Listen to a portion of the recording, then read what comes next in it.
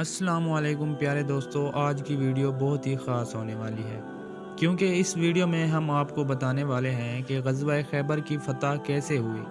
پیارے دوستو، چلتے ہیں آج کی اس دلچسپ ویڈیو کی طرف۔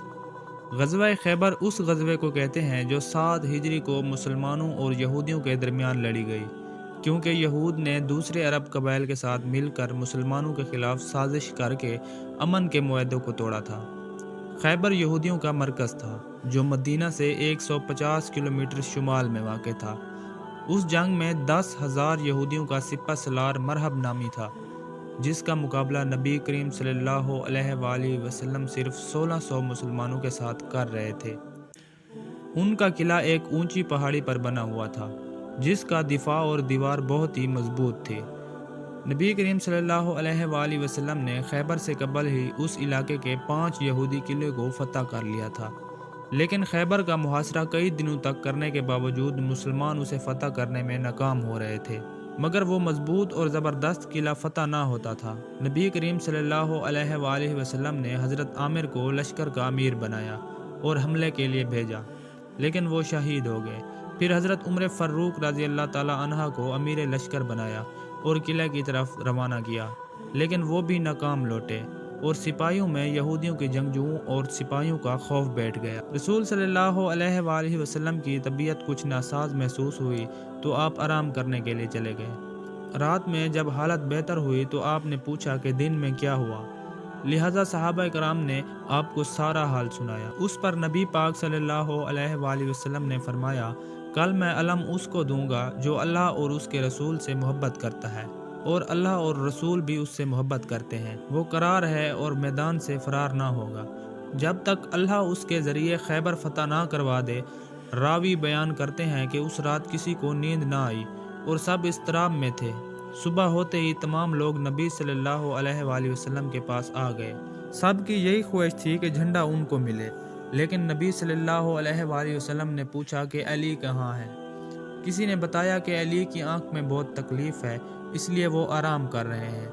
نبی صلی اللہ علیہ وآلہ وسلم نے حکم دیا کہ انہیں بلاؤ، لہٰذا حضرت علی تشریف لائے اور آپ صلی اللہ علیہ وآلہ وسلم نے اپنا لحاف دہن کو حضرت علی کی آنکھ پر لگایا، پھر آپ کے حق میں دعا کی اور دعا کرتے ہی وہ ایسے شفا یاب ہو گئے گویا ان کو کبھی کوئی تکلیف ہی نہ تھی۔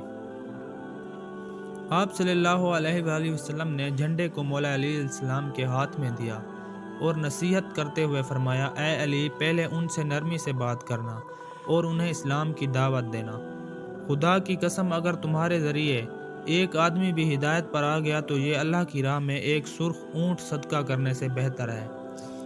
جب مولا علی علیہ السلام لشکر سمیت قلعہ خیبر کے دروازے تک پہنچے تو یہودیوں کی طرف سے مرہب رجس پڑتا ہوا باہر آیا، تو مسلمان کے لشکر کی طرف سے خود مولا علی تشریف لے گئے اور آپ نے بھی یوں رجس پڑھا کہ میں وہ ہوں کہ جس کی ماں نے اس کا نام حیدر یعنی شیر رکھا ہے۔ مرہب نہایت ہی قد آور اور چٹان جیسا وحشی جنگجو تھا جس کی ہیبت سپاہیوں کے دل و دماغ میں بیٹھی ہوئی تھی، اور یہ مقابلہ نہایت ہی سخت نظر آ رہا تھا، لیکن شیر خدا حضرت علی نے چند ہی ضرب اور ذوالفقار کی زوردار وار سے کچھ ہی لمحوں میں مرہب کا کام تمام کر دیا۔ اس کے بعد اسلامی لشکر نعرہ تکبیر سے گونج اٹھا، لہٰذا یہودی لشکر مسلمان پر ٹوٹ پڑے اور گھمسان لڑائی شروع ہو گئی، جس میں مولا کائنات علی ابن ابی طالب کی بہادری اور جرأت مندانہ لڑائی اپنی مثال آپ ہے۔ کچھ ہی دیر بعد خود نبی صلی اللہ علیہ وآلہ وسلم بھی اپنے ساتھیوں سمیت تشریف لے آئے۔ تب بھی جنگ اپنے عروج پر تھی۔ راوی بیان کرتے ہیں کہ ایک یہودی نے قلعے کے دروازے کے پاس حضرت علی پر وار کیا، جس سے حضرت علی کی ڈھال گر گئی، لہٰذا آپ نے اپنے بازو کے زور سے قلعہ کے ایک دروازے کو ہی اکھاڑ لیا اور اسے اپنی ڈھال بنا کر لڑنے لگے، یہاں تک کہ قلعہ آپ کے ہاتھوں سے فتح ہوا۔ مختلف روایتوں کے مطابق بیان کیا جاتا ہے کہ بعد میں 40 صحابہ نے اسے مل کر اٹھایا تھا۔ محققین نے اس دروازے کا وزن 100 من لکھا ہے۔ اس فتح کی وجہ سے شیر خدا حضرت علی کو فتح خیبر بھی کہا جانے لگا، جو آپ کی شجاعت اور جرأت کی ایک مثال ہے۔ اللہ کی طرف سے آپ کو بہترین قوت عطا کی گئی تھی، جسے آپ نے جہاد فی سبیل اللہ میں استعمال کیا اور فتح یاب ہو گئے۔ پیارے دوستو، اگر آپ کو میری یہ ویڈیو اچھی لگی ہو تو میرے اس یوٹیوب چینل کو ضرور سبسکرائب کریں تاکہ میری ہر نئی آنے والی دلچسپ ویڈیو آپ تک بآسانی پہنچ سکے۔ شکریہ۔